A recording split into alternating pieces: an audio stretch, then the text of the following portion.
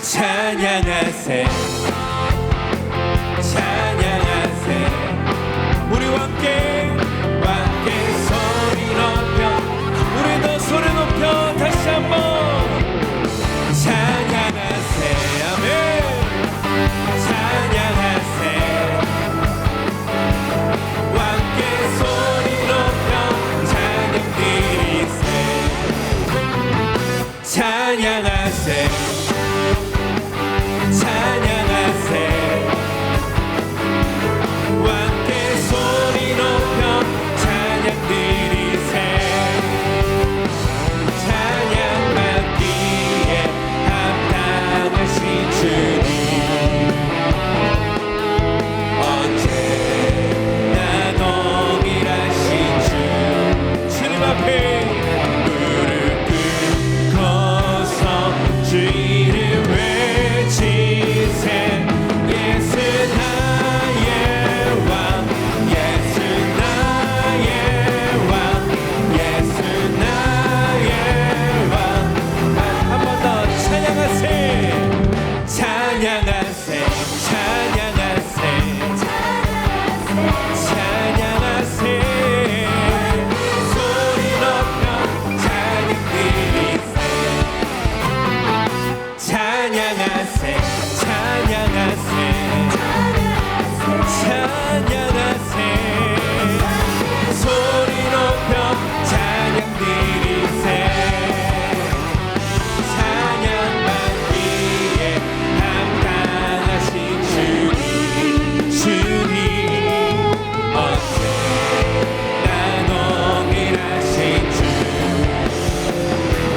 무릎 꿇고서 주 이름 외치세 예수 나의 왕 예수 나의 왕 예수 나의 왕 우리 마지막으로 예수 나의 왕 예수 나의 왕 예수 나의 왕 예수 나의 왕 아멘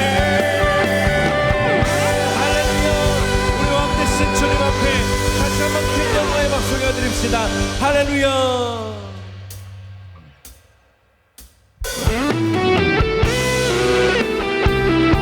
우리가 믿음으로 선포한 대로 그 왕 되신 주님께서 이 시간 우리 가운데 함께 하시며 주님의 통치를 나타내실 것입니다 그 믿음으로 함께 선포하며 노래합시다 예수 우리 왕이여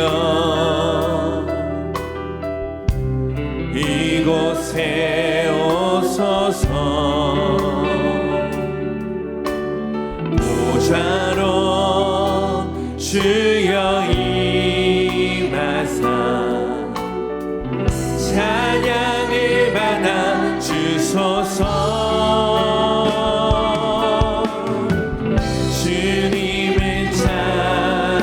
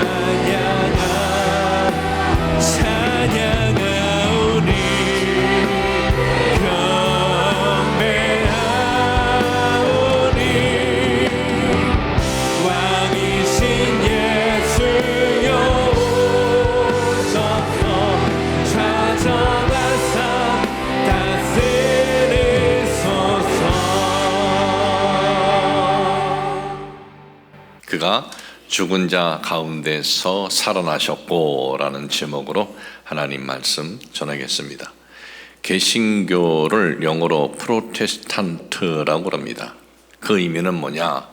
항의하다, 저항하다라는 의미입니다. 라틴어에서 온 의미입니다. 그러면 도대체 뭘 항의하면서, 뭘 저항하면서 이 개신교가 시작이 되었는가? 마르틴 루터는 로마 교황청을 향해서 이런 내용을 저항을 하고 항의했습니다. 이 면죄부라는 것이 그 당시에 판매하고 있었습니다. 그 면죄부를 일정 금액을 주고 사면은 죄가 다 사함받고, 그리고 그 면죄부만 있으면 천국에 갈 수 있다라는 것입니다. 마르틴 루터는 그에 대해서 저항하고 항의한 겁니다. 천국은, 하나님 나라는 오직 예수 그리스도를 믿음으로 가는 것이지 돈으로 면죄부를 사서 가는 것이 아니다. 저항하고 항의한 것입니다. 마르틴 루터는 또 저항하고 항의했습니다. 연부함에, 헌금함에, 헌금이 땡그랑 떨어졌을 때 연옥, 지옥에 있는 이들이, 벌써 죽은 이들이죠. 가족이든 친척이든 누구 이름으로 그렇게 헌금함에 헌금을 집어넣었을 때 연옥에서 천국으로 옮겨진다. 이거에 대해서 저항하고 항의한 것입니다. 이것은 성경적이지 않다라는 것입니다. 구원은 오직 믿음이다. 오직 믿음, sola fide, 오직 믿음에 있고, 그리고 우리는 어떤 교회에서 비성경적인 것을 선언할 때 그것에 대해서 저항한다. 우리는 오직 성경이다 라고 외쳤던 것입니다. 마르틴 루터는 95개의 반박문을 내걸고 이 종교개혁을 출발한 것입니다. 이 종교개혁을 출발하는데 얼마나 많은 핍박이 있었는지 모릅니다. 상대가 누굽니까? 상대가 최고의 권력 단체인 거예요. 그 당시 최고의 권력 단체에게 저항하고 항의하자 최고의 권력 단체인 교황청 로마 캐톨릭이 마르틴 루터를 핍박을 하고 공격을 합니다. 오늘날도 보십시오. 최고의 권력 단체가 작정을 하고 무너뜨리려고 달려들면 그 감당할 수가 없는 거예요. 최고의 권력 단체가 그렇게 무서운 거예요. 마르틴 루터는 계속적인 박해, 핍박을 받았습니다. 경제적으로 너무나 어려웠습니다. 그리고 이 핍박과 박해가 어느 정도 가다가 이것이 좀 바뀌어지면 좋겠는데 지속적으로 계속 핍박과 박해가 있는 거예요. 사람이 살면서 힘든 일을 만날 때가 있습니다. 그런데 계속 지속적으로 어려운 일을 만나고 또 만나고 또 만나면 그러면 너무나 힘든 거예요. 마르틴 루터가 그런 환경이 되고 말았습니다. 그는 음식을 먹을 수가 없었어요. 너무나 마음이 힘들고 답답하고 낙심되고 절망되어서 음식을 먹을 수가 없어요. 어떤 일을 할 수가 없는 거예요. 그냥 침대에 누워서 식음을 전폐하고 그는 낙심만 하고 절망만 하고 있었습니다. 그의 아내가 그런 남편의 모습을 보고 어떻게 해야 남편이 다시 희망을 갖고 용기를 가질 수 있을까? 그렇게 곰곰이 생각을 하다가 어느 날 그녀가 옷을 입고 남편 앞에 나타나는데 장례복을 입고 나타나는 거예요. 남편은 장례복을 입은 아내를 보면서 장례식에 가냐고, 누가 죽었냐고 물어봅니다. 그랬더니 아내가 하는 말이 하나님이 죽었습니다. 그런 거예요. 하나님이 죽었습니다. 아니, 하나님이 죽다니 당신 무슨 그런 말도 안 되는 소리 하냐. 우리 하나님이 왜 죽냐. 아니, 하나님이 살아 계시다면 당신은 왜 죽은 하나님을 믿는 것처럼, 죽은 하나님을 섬기는 것처럼 그렇게 당신은 왜 죽은 사람처럼 그렇게 되어 있는가? 지금 당신은 당신 앞에 있는 어려운 환경으로 인해서 낙심하고 절망하고 지금 포기하고 있지 않습니까? 그런 당신의 모습은 죽은 하나님을 경외하고 있는 것과 똑같은 거 아니냐. 마르틴 루터는 망치로 뒤통수를 맞은 것 같은 충격을 받았습니다. 아, 그렇지. 내가 지금 죽은 하나님을 내가 믿는 것이 아니지. 살아계셔서 오늘도 역사하시는 그 하나님을 믿는데 내가 이러면 안 되지 하면서 자리에서 일어납니다. 그리고 그는 낙심을 극복하고 절망을 극복을 하고 종교개혁을 용기를 내어서 다시 추진해 나갔다라고 하는 이야기가 있습니다. 여러분, 성경은 우리에게 주님의 부활을 이해하라 그렇게 말씀하고 있지 않습니다. 주님의 부활을 알고 있으라 그렇게 말씀하고 있지도 않습니다. 주님의 부활을 기념하라 라고도 말씀하고 있지 않습니다. 주님의 부활을 기념하고 이해하는 것이 아니라 주님의 부활은 뭐냐? 오늘도 우리의 삶 속에 역사하시는 주님인 것을 잊지 말아야 한다라는 것이 바로 부활 사건이다라는 것을 잊지 마시길 주님의 이름으로 축복을 합니다. 부활하신 주님께서 오늘 이 시대를 살아가는 우리의 삶 속에서도 역사하신다. 오늘도 우리의 삶 속에 운행하신다라는 것을 우리가 잊지 않는다면 오늘의 우리의 환경이 좀 어둡고 힘들고 낙심되는 환경이라 할지라도 우리는 그 낙심되는 환경에서 낙심하고 포기하는 것이 아니라 부활하신 주님께서 오늘도 나에게 용기를 주십니다. 나에게 힘을 주십니다. 나에게 이길 수 있고 감당할 수 있는 능력을 주십니다. 이런 믿음을 가지고 살아갈 수 있는 것이 바로 우리 주님의 부활 사건에 대한 믿음을 갖고 살아가는 이들에게 나타나는 증거가 되는 거예요. 오늘 여러분들에게 봉독해드린 이 본문에 있는 말씀은 내용은 이렇습니다. 예수님께서 십자가에 죽으신 지 3일이 되는 날 일어난 사건입니다. 오늘 여러분들에게 봉독해드린 이 말씀은 마태복음 28장을 읽어드렸지만은 이 마태복음 28장은 이 전장하고 같이 이어서 봐야 됩니다.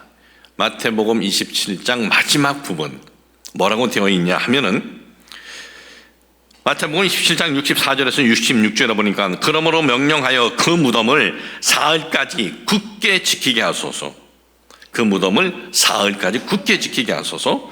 그의 제자들이 와서 시체를 도둑질하여 가고 백성에게 말하되 그가 죽은 자 가운데서 살아났다 하면 후에 속임이 전보다 더 클까 하나이다 하니 빌라도가 이르되 너희에게 경비병이 있으니 가서 힘대로 굳게 지키라 하거늘 그들이 경비병과 함께 가서 돌을 임봉하고 무덤을 굳게 지키니라 이렇게 되어 있어요. 그 무덤을 굳게 지키라 이렇게 말을 하면서 며칠 동안 굳게 지키라라고 했냐면 3일 언급을 해요. 지금 이들은 예수 그리스도를 십자가에 죽인 지도자들입니다. 그들이 빌라도에게 찾아가서 3일은 굳게 저 무덤을 지켜야 한다. 그리고 빌라도가 허락을 해요. 너희 경비병 있지 않느냐?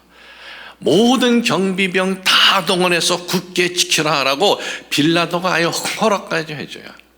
왜 여기서 3일이라는 이 날을 언급을 하고 있을까요? 그것은 예수님께서 자기 자신의 죽음과 부활에 대해서 예언을 하셨어요. 자신이 어떻게 죽을 것이고 자신이 어떤 고난을 받을 것이고 또 어떻게 내가 다시 살아날 것인지 예수님이 직접 자신에 대해서 예언을 하셨다라는 거예요. 마태복음 16장 21절에 보니까는 이때로부터 예수 그리스도께서 자기가 예루살렘에 올라가 장로들과 대제사장들과 서기관들에게 많은 고난을 받고 죽임을 당하고 제3일에 살아나야 할 것을 제자들에게 비로소 나타내시니 이렇게 말씀하고 있습니다. 마태복음 17장 23절에 또 말씀하셔요. 죽임을 당하고 제3일에 살아나리라 하시니 제자들이 매우 근심하더라. 우리는 이 말씀 보면서 아니 예수님이 죽임당하고 살아난다는데 왜 근심해? 우리 같으면 근심 안 하겠어요? 우리도 근심하죠. 예수님이 죽으신데 근데 죽으셨다가 살아난다는, 이 살아난다는 건 누가 믿겠어요? 살아난다는 건 안 들어오는 거예요. 죽는다는 것 때문에 예수님이 죽으셔? 막 근심이 되는 거죠. 또 마태복음 20장 19절에 보면은 이방인들에게 넘겨주어 그를 조롱하며 채찍질하며 십자가에 못 박게 할 것이나 제3일에 살아나리라 그랬어요. 예수님께서 자신이 제3일에 살아나리라 라고 하신 말씀들, 오늘 제가 이 마태복음에 있는 말씀들만 여러분들에게 말씀해 드렸는데, 여러분 성경은 아주 중요한 핵심 내용들만 기록된 거예요. 그러니 여기에 예수님께서 이 정도로 언급하셨다면은 예수님 자신의 부활에 대해서 더 많은 언급은 그 시대에 예수님께서 하셨다라는 거죠. 예수님이 애매하게 말씀한 것이 아니에요.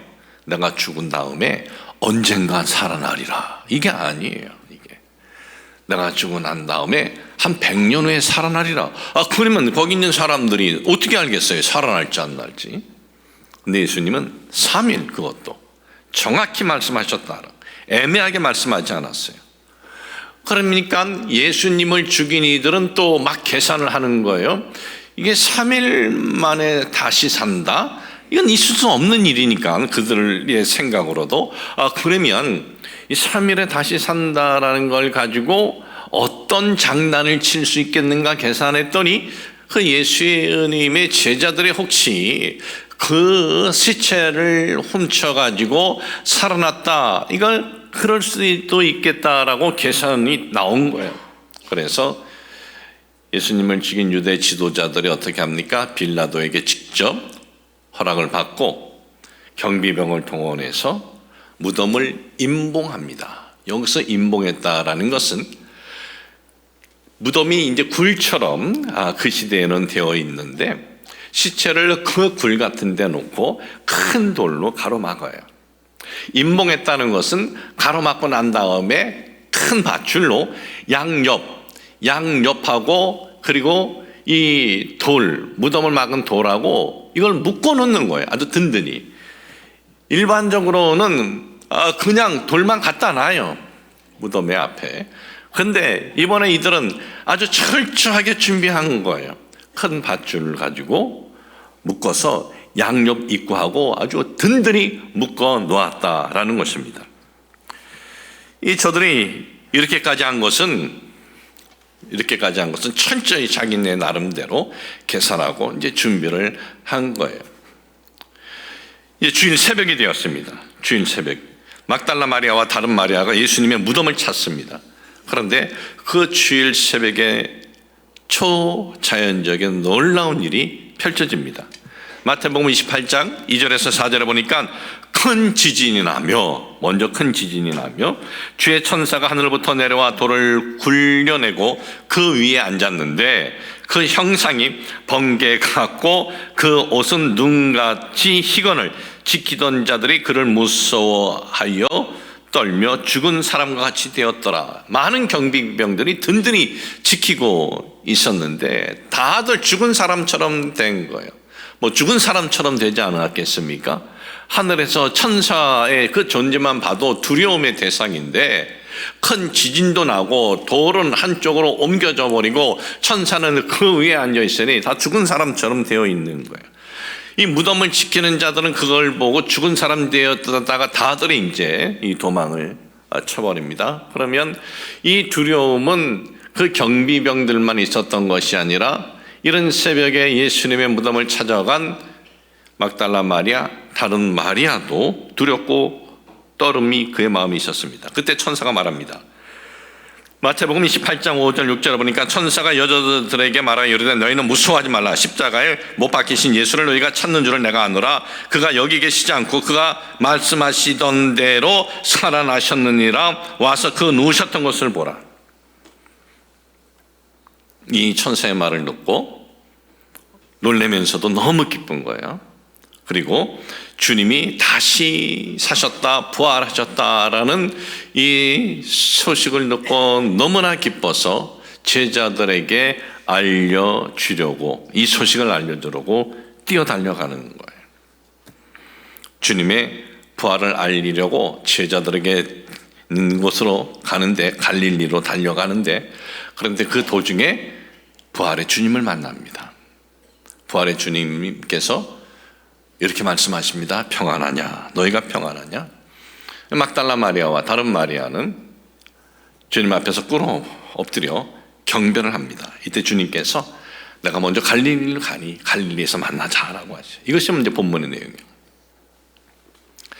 자, 이 본문에 있는 내용을 통해서 그러면 우리가 지난주도 부활주일에 대한 부활주일 설교하면서 이 부활에 대한 말씀을 봤는데, 오늘은 그러면 이 내용을 통해서 우리가 깨달아야 할 부분이 뭔가, 그것을 말씀을 드리도록 하겠습니다. 첫 번째는 주님의 부활은 돌발적인 사건 아니에요. 갑자기 일어난 사건이 아닙니다. 우연히 일어난 사건도 아닙니다. 주님께서 하신 말씀대로 일어난 사건이다라는 거예요. 주님께서 자기 자신의 죽음과 부활에 대해서 직접 예언하신 것이 이루어진 거예요. 예언하신 것이. 오늘 여러분들에게 봉독해드린 이 본문 말씀 마태복음 28장 6절에 보면은 아주 중요한 문장이 있습니다. 그가 여기 계시지 않고 그가 무엇 하신 대로? 말씀하신 대로 살아나셨느니라 그래요. 그가 너희들에게 말씀하신 대로 되어졌다라는 거예요. 그건 예수님께서 예언하신 대로 이루어졌다라는 겁니다. 예수님께서는 거듭거듭 자신의 부활에 대해서 말씀하셨어요. 마태복음 16장 21절, 아까도 말씀드렸지만 마지막 부분에 보십시오. 고난받고 죽임을 당하고 제3일에 살아나야 할 것을 제자들에게 비로소 말씀하셨다라는 거죠.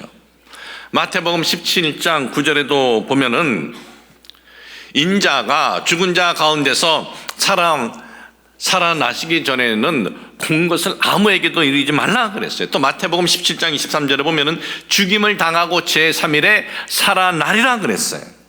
마태복음 20장 19절에 이방인들에게 넘겨주고, 이방인들 로마 군인들에게 넘겨주고 그를 조롱당하며 또 채찍질하여 십자가에 못 박게 할 것이나 제3일에 살아나리라. 그리고 갈릴리로 가는 것도 예수님께서 미리 다 예언해 놓으신 말씀이에요. 그 말씀이 마태복음 26장 32절에 내가 살아나는 후에 너희보다 먼저 갈릴리로 가리라.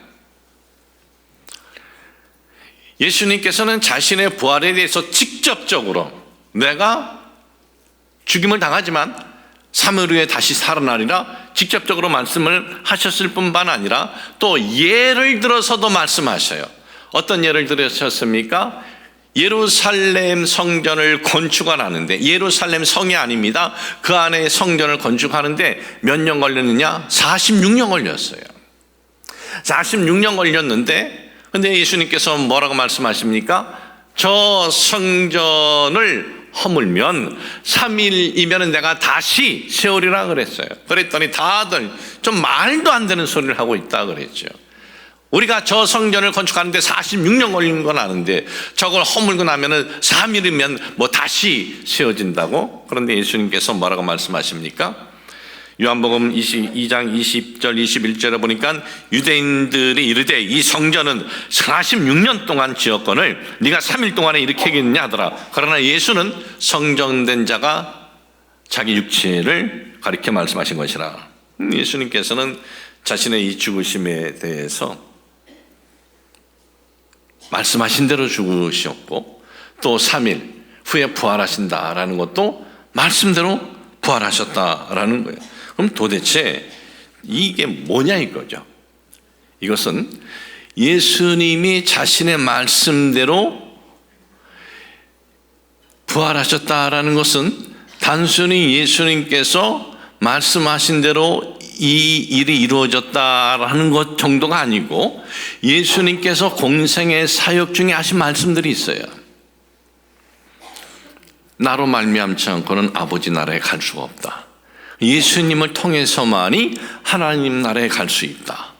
또 예수님께서는 인류의 마지막 때에 대해서도 말씀하셨고, 그리고 인류의 마지막 때뿐만 아니라 부자와 나사로의 예를 들면서 죽음 이후에 인간들은 어떻게 될 것인가, 죽음 이후에 사람들은 어떻게 될 것인가에 대해서 말씀하셨어요. 그러니까 예수님은 자기 말씀대로 죽으셨다가 자기의 하신 말씀대로 다시 살아났다라는 것은 예수님께서 공생의 기간에 하신 모든 말씀들이 곧 진리다라는 거예요. 그 말씀대로 하나도 빠짐없이 되어진다라는 것을 확인시켜 준 것이 예수님의 부활인 거예요. 그러니까 예수님의 부활은 또 다른 놀라운 인간이 할 수 없는 능력을 했구나, 이 정도로 끝나는 것이 아니다라는 거예요. 우리 주님께서 공생의 기간에 하셨던 모든 말씀이 이것이 진리고, 그리고 그분이 하셨던 그 미래에 대한 얘기들도, 그 선언들도 반드시 이루어진다라는 것이 확인되는 것이 예수님의 부활이다라는 거예요. 여러분, 세상에는 여러 종교들이 있어요. 그리고 그 종교에는 반드시 창시자들이 있습니다. 저 중동은 대부분이 다 이슬람 아닙니까? 이슬람 창시자 하면은 마호메트. 저 중동 이슬람인들에게 마호메트 욕하면은요, 그 마호메트 욕한 이를 죽이는데 현상금을 줘요. 그들에게 있어서는 마호메트는 이슬람의 그 시작의 이 창시자인 거예요. 그러면 그는 어떤 삶을 살았을까요?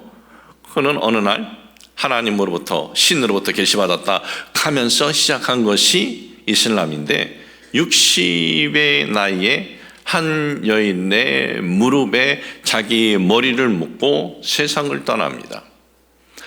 또 불교의 창시자 이 석가모니는 어떻습니까? 80의 나이에 음식을 잘못 드시고 세상을 떠나요. 모든 종교 창시자들은 다 죽었어요. 우리나라도 보면은 아주 특별히 계시를 받았다, 내가 신이다, 내가 신의 그 직접적인 구원자다라고 하는 사람들이 꽤 있었어요. 통일교도 그렇고, 그 외에 박태선 씨도 그렇고, 근데 다 죽었어요, 다.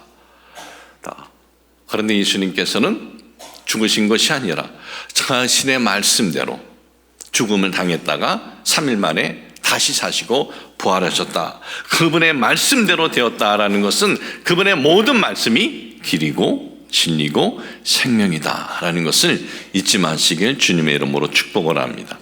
두 번째로 우리가 깨달아야 할 것은, 예수님의 부활은 뭘 뜻하냐? 성경은 진리다. 성경은 진리고, 그 진리라는 것이 성경에는 인류의 태초에 대한 내용이 있습니다. 그리고 성경은 그 다음에 하나님으로부터 부름받은 사람들의 스토리가 있고, 성경은 인류의 마지막 때에 대한 내용이 있어요.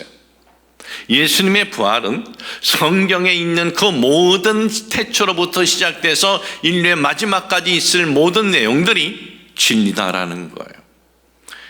예수님의 부활은 예수님께서 직접 그렇게 선언하고 예언하셨지만, 성경은 벌써 예수님이 메시아로 오시기 전에, 오래전에 예수님의 죽으심, 예수님의 부활에 대해서 성경은 예언하고 있었다라는 거예요. 선지자들을 통해서 하나님께서 기록하게 하셨어요.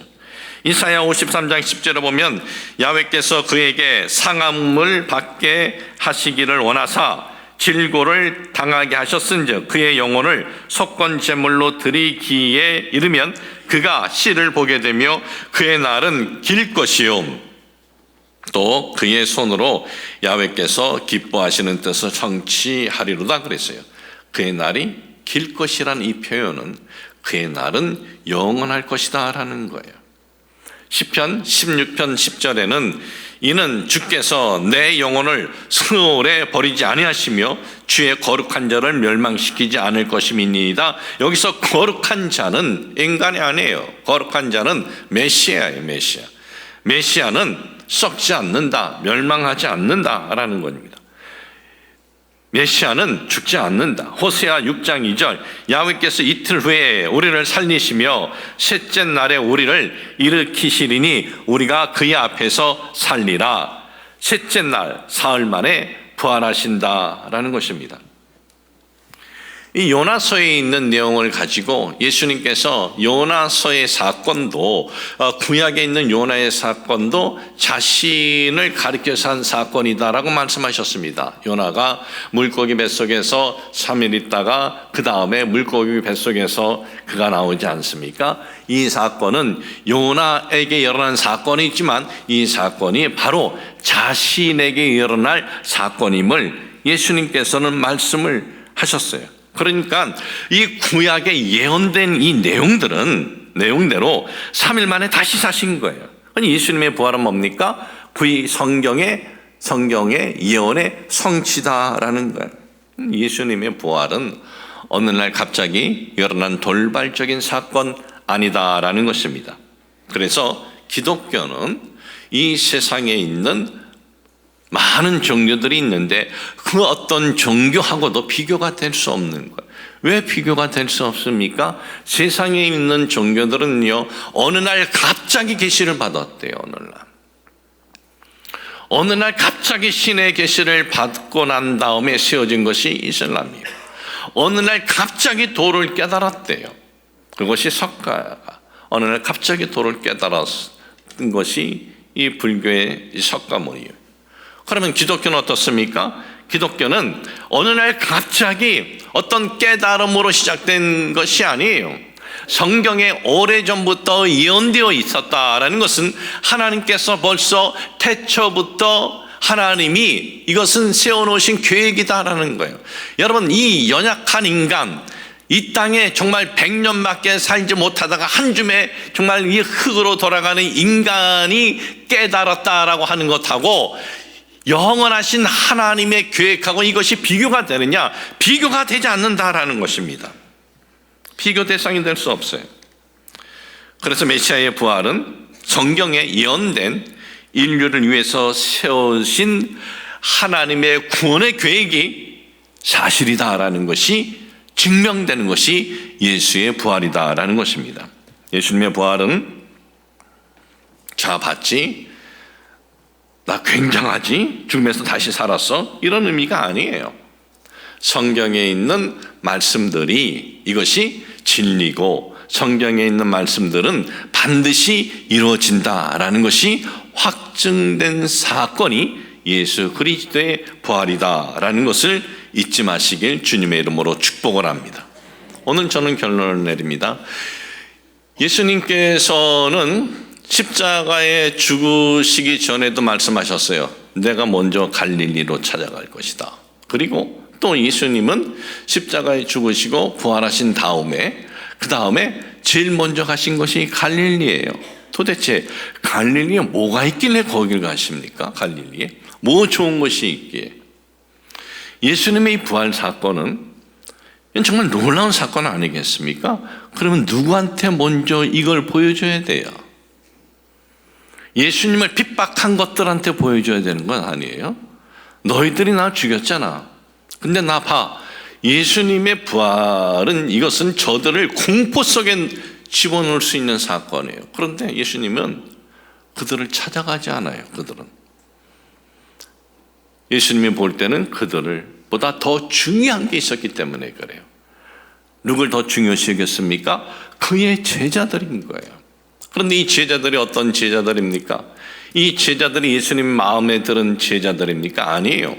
다 예수님께서 고난당하시고 로마 군인에게 붙잡혔을 때 다 도망갔던 제자들입니다. 저들은 다 도망가서 자기가 있었던 그 갈릴리 쪽에 가가지고 뭘 하고 있었겠어요?